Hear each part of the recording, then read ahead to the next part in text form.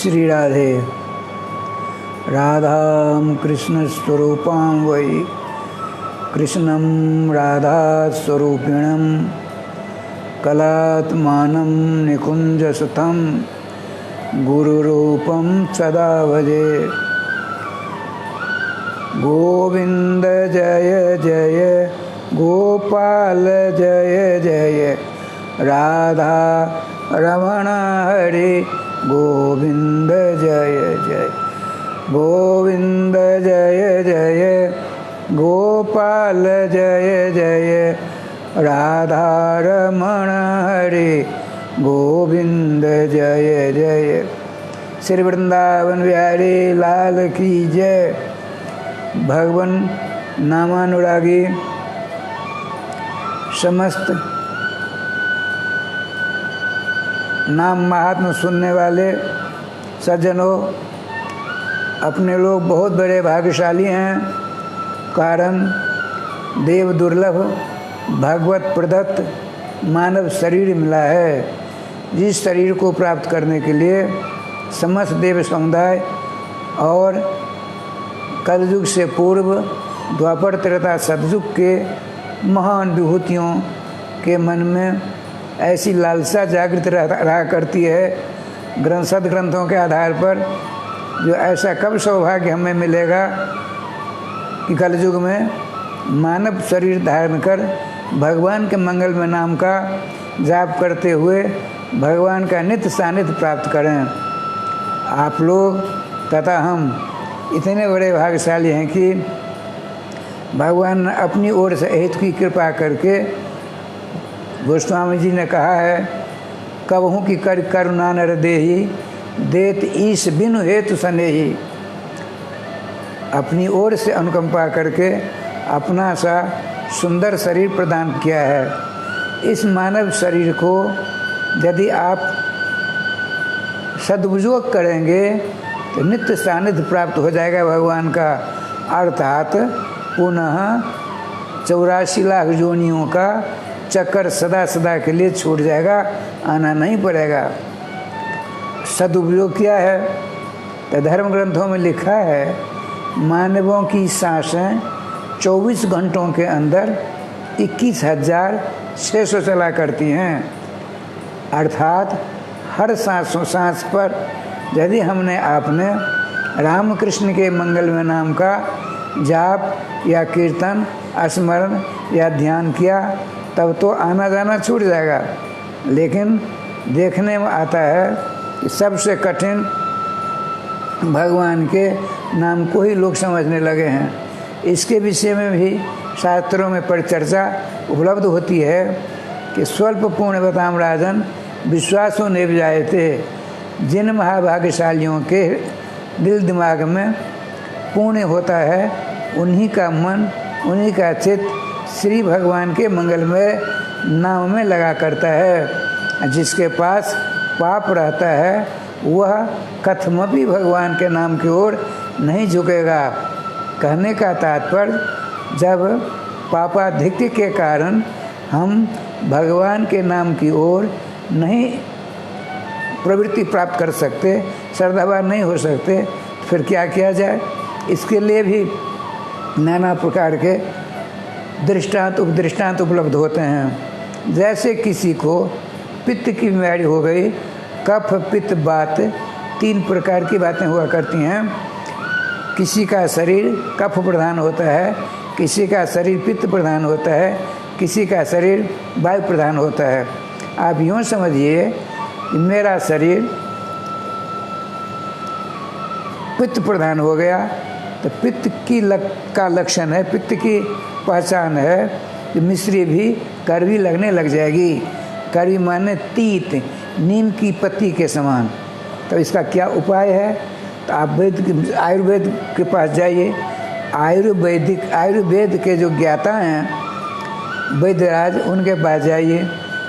हम वहाँ पहुँचे, हमारे साथ एक और थे, तो वैद्य जी ने हमारी नब्ज पकड़ी। वैद्य जी ने कहा कि महाराज, आपकी बीमारी ने तो बड़ा रूप धारण कर लिया है, अच्छा इलाज हम करते हैं। तो हमारे साथ जो गए थे उनसे कहा 100 ग्राम मिश्री ले आओ। मिश्री 100 ग्राम मंगाई गई। उस 100 ग्राम मिश्री के 20 पुड़िया बनाए हमारे वैद्य जी ने। 19 पुड़ियों को एक बड़ा कागज में लपेट कर दे दिया, इसको रखो। और एक पुड़िया को हमसे कहा मुँह खोलो। मैंने कहा आ। मेरे मुख में 20वें पुड़िया की जो मिश्री थी डाल दिया। तो इतनी कड़वी वह मिश्री हमको लगी, हमने तुरंत थू करके फेंक दिया। हमने कहा वैद्य जी, हमने तो कभी आपका अहित नहीं किया था, हमारे आपकी मुलाकात आज प्रथम हो रही है, तो आपने किस अपराध के कारण हमें जहर प्रदान कर दिया। मैंने हल्ला मचाना शुरू किया। 10-5 लोग इकट्ठे हो गए। वैद्य जी बड़े गंभीर थे, जानकार थे, समझदार थे।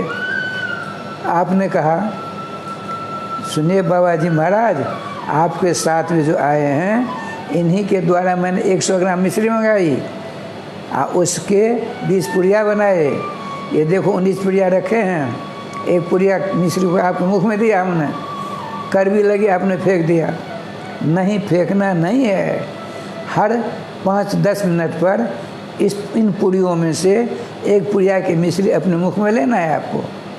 कड़वी लगेगी, फेंकना नहीं है, उसके सेब को निगल जाना है।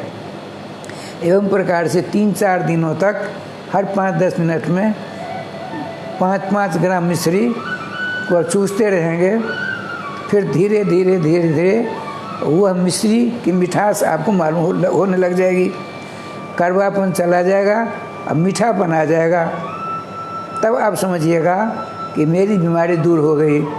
जैसे मिश्री कड़वी लगती थी, अब बार बार सेवन करने पर 5-6 दिनों के बाद मैं पुनः मिश्री की मिठास को जानने लगा, कड़वापन दूर हो गया। ठीक इसी प्रकार से जिस किसी मानव के पास पापाधिक्य है, पाप की मात्रा ज़्यादा है, भगवान के मंगल में नाम की ओर प्रवृत्ति नहीं हो पाती है, विश्वास श्रद्धा प्रेम नहीं हो पाता है, उसके लिए घबराने की ज़रूरत नहीं है। मिश्री की डली के समान हमको नाम का ही सेवन करते रहना चाहिए।